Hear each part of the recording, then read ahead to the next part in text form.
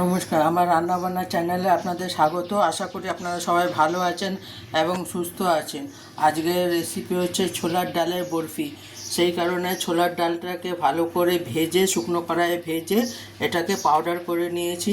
এখানে 1 বাটি চিনি নিয়েছি, এখানে 50 গ্রাম কাজু, 50 গ্রাম কিশমিশ, এখানে 1 গ্লাস আমি দুধ নিয়েছি। চলুন গ্যাসে কড়াটা বসিয়ে দিই। আমি গ্যাসে কড়াটা বসিয়ে দিয়েছি। এবার আমি চিনি দিয়ে দেবো গ্যাসে। 1 বাটি চিনি দিয়ে দিলাম। 1 বাটি চিনি, 1 বাটি আমি জল দেব।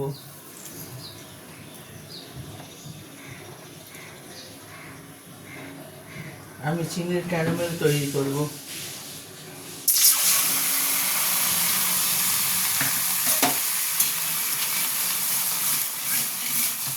চিনির ক্যারামেলটা তৈরি করে নিই।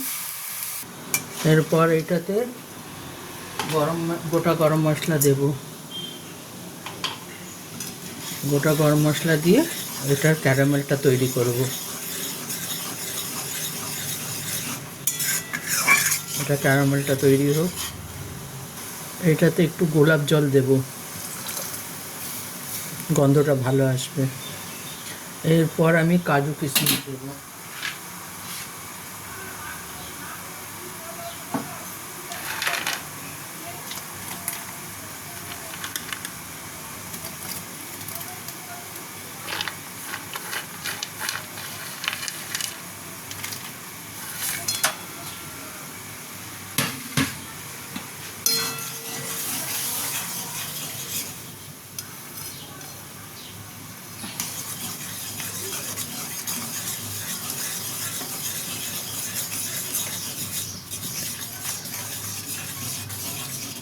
এরপর আমি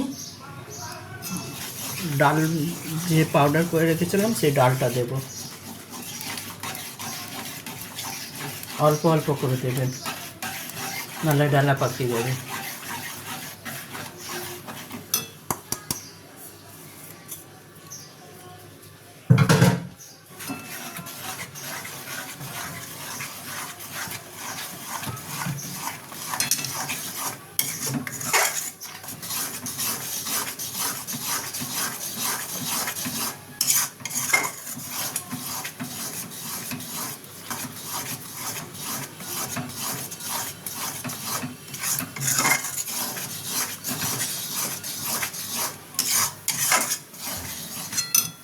এবারে এটাতে দুধ দেবো অল্প।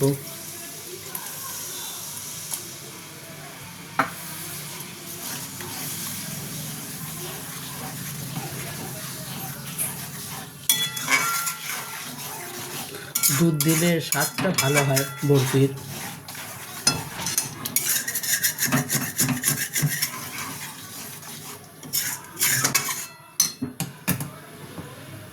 পুরো গ্লাসে দুধটা দিয়ে দিলাম। এরপর আমি এটাতে ঘি দেব।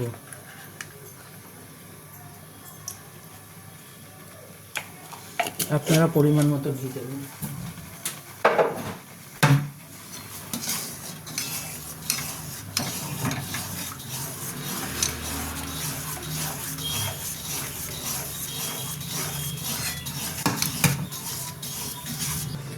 এটাকে অনবরত নাড়তে থাকবেন যাতে ডালা না পাকিয়ে যায়। একবার এইভাবে বরফি করে দেখবেন, এটা খেতে বেশ ভালো লাগে। ছোলার ডালকে প্রথমে শুকনো কড়াইয়ে ভালো করে ভেজে নেবেন, তারপরে মিক্সিতে এটা পাউডার করে নেবেন।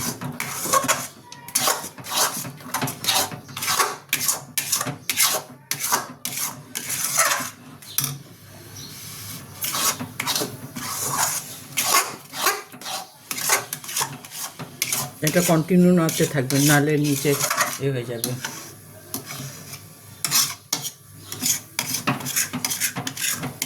আপনারা ঘি বেশি দিতে পারেন, আমি কিন্তু ঘিটা বেশি দিইনি, কারণ আমরা তো বেশি ঘি খাই না, কিন্তু এটাতে ঘি লাগে বলে আমি অল্প ঘি দিয়েছি।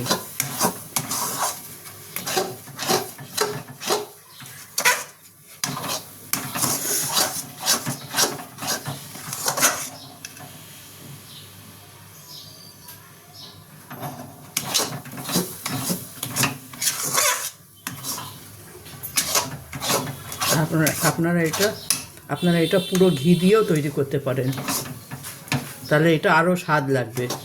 কিন্তু আমার তো ঘি খাওয়া বারণ আছে, তাও আমি অল্প ঘি দিয়েছি। এটা ঘি ছাড়া তৈরি হয় না।